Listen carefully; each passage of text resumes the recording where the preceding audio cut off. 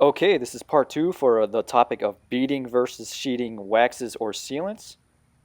If you haven't seen the first test video, go ahead and check that out. I'll have a link in the annotation right here on the video or check in the description. So what I'm doing is I'm testing out the level of spotting that we're going to get from using a sheeting based product versus a beading product. And our sprinkler system is the closest to the left side of the car over here. So what I did is I originally had the ice synthetic paste polish, the older version, which is a beading product. So I wanted to remove that and put a sheeting based product. So I have the ice shine lock sealant on the left side of the car here, closest to the sprinkler system. And on the right side of the hood and the right side fender, I have the ice paste wax, which is their 2015 version, their latest one they have out. This is a beading based product. So as the sprinkler system runs overnight, this causes beading to form onto the paint. And then as this beading dries up, it causes these hard water spots. And one of the reasons why I'm doing this test is there's a claim that the sheeting based products have a tendency to leave you with less water spotting compared to beading ones. And so to address that claim, I'm putting the paint through a real world test and parking it next to a hard water source just to see the extent of the water spotting compared to a beading product versus a sheeting product. And you can really see the extent of the water spotting here on the Shine Lock sealant side. It definitely got hammered overnight. In the last test, the right and the left side both had pretty much the same amount of spotting, but on this side it looks like the left side got hit a little bit better than the right. But you can really see the extent of the water spotting from this angle right here on the Shine Lock sealant side. But it's starting to drizzle on me right now, so what I'll do is after it gets done raining, I'll go ahead and show you guys how the products behave, rinsing it down when they're fully contaminated with the water spots, and then I'll go ahead and clean everything down with some soap and rinse it down then and show you the difference. And we'll see just how hard it is to get this spotting out. Alright, so it's done raining. I'll go ahead and rinse everything down now and we'll see just how the water behaves.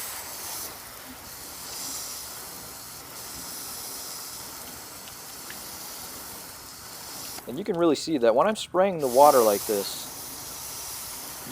it's a very large volume of water hitting the surface at one time. And that's what's really causing the left side over here to sheet water up like this. You know, I'm coming up here really close to the paint and I'm spraying it down and concentrating all this water in one spot. And that's why it spreads that sheet of water so easily across the panel.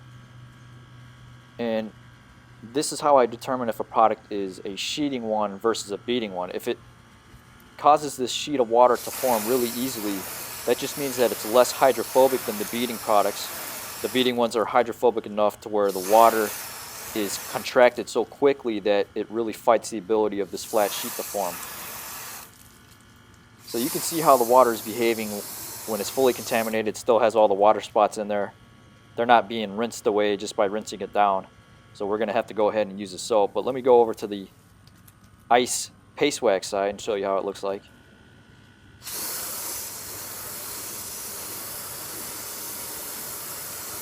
And you can see it largely fights the ability of the water to form that flatter sheet. It's very hydrophobic. And eventually what's going to happen is the surface tension is going to break down over time. So it's going to eventually look like the ice shine lock sealant side. It's going to form a much flatter sheet of water. It's going to repel water slower and slower. And these products were applied 2 days ago, so these are very fresh. So the difference between the two is just the level of how aggressively they repel water at the beginning. And so you can see between the two right here, they're both very different products in the way that they behave. But Turtle Wax actually advertises that the Shine Lock sealant is going to protect your paint better. It's going to have a stronger bond to the clear coat, even though it doesn't leave you with the level of water beading as the ice paste wax. So I'll go ahead and soap the car down and get all the water spots off, and I'll come back here and rinse it off and see how they behave. Alright, so like the last test, it didn't seem like it was that difficult to remove the water spots with the soap. I'm going to go ahead and rinse the car down now just to see if I can see any trace of the water spots left behind. And it's important to have your paint or your clear coat protected using a wax or a sealant, because these hard water spots can start to break down your paint underneath and leave some serious etching if you don't take care of them as soon as you can. And sometimes that etching is severe enough to where it actually eats further into your clear coat. So you'll have the paint or the clear coat surrounding the etching is going to be at a higher level than that actual etching. So you have to remove the paint to where you can level it until that etching is gone. So sometimes it's severe enough to require some wet sanding. But if you have that wax layer or that sealant layer, you're just going to have that much more time to deal with the spotting before it causes some real damage. And this seems to be where the sheeting versus beading debate kicks in, is this idea of trying to reduce the level of water spotting.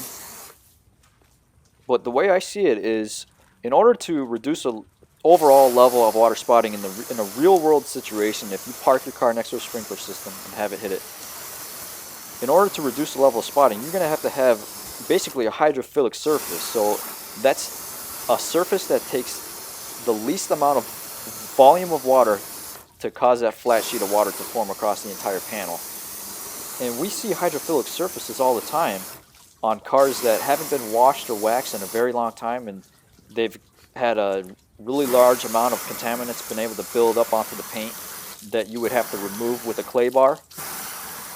But the obvious problem with this sort of surface is the hydrophilic surface, the water just sticks to it until it's evaporated off the paint. The reason why you don't notice the water spotting is because all those mineral deposits, the calcium and magnesium in the hard water, is spread across the entire paint panel. So there's not one spot that dries up onto the paint that's more noticeable than another spot.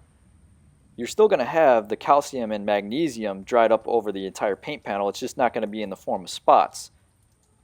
So the big question is, how do you create a wax or a sealant that sheds water off of the paint and has a low level of water beading?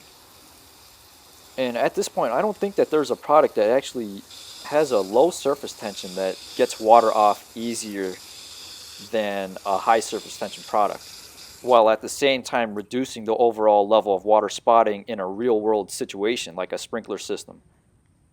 And another part of the problem is, if you create a low surface tension product and it sheets water easily, this is sort of what it looks like when you have an unprotected paint surface, if you have no wax or sealant onto the paint. And a lot of customers are going to start to wonder at that point, if it sheets water off really slow, like this side, the Shine Lock sealant over here, it's sheeting water slow, they're going to actually question if there's really something still left actually protecting the paint. So this is where I form my opinion of preferring beading products over sheeting ones, is because, one, I have an indication that there's definitely something still left bonded to the paint. Two, I'm not noticing that I'm seeing a reduction in the level of water spotting by putting a sheeting product onto this side of the paint. So for me, what it boils down to is you're going to get this similar level of spotting no matter what type of product you have on the paint, whether it's very hydrophobic or it's less hydrophobic. You can't get rid of the spotting from happening if you're parked next to a hard water source, especially if you're getting hit like this. If I spray dead onto the fender right here, all the overspray that's going to develop onto the actual hood of the car. And let me just go in here and compare the beading on each side.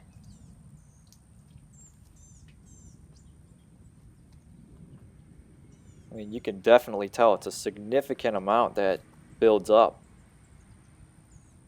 But I can definitely see a benefit of the sheeting based products if, say, you're washing the car and it's really hot out and you're washing it in the sun for whatever reason.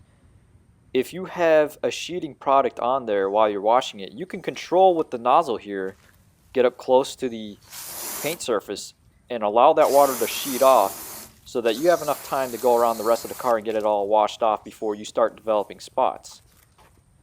Now you can do the same thing with beading waxes. If you take the nozzle off and just let the water flood out of the hose, you're going to be able to get more water off of the paint compared to if you're using a shower setting in the nozzle like I am right here.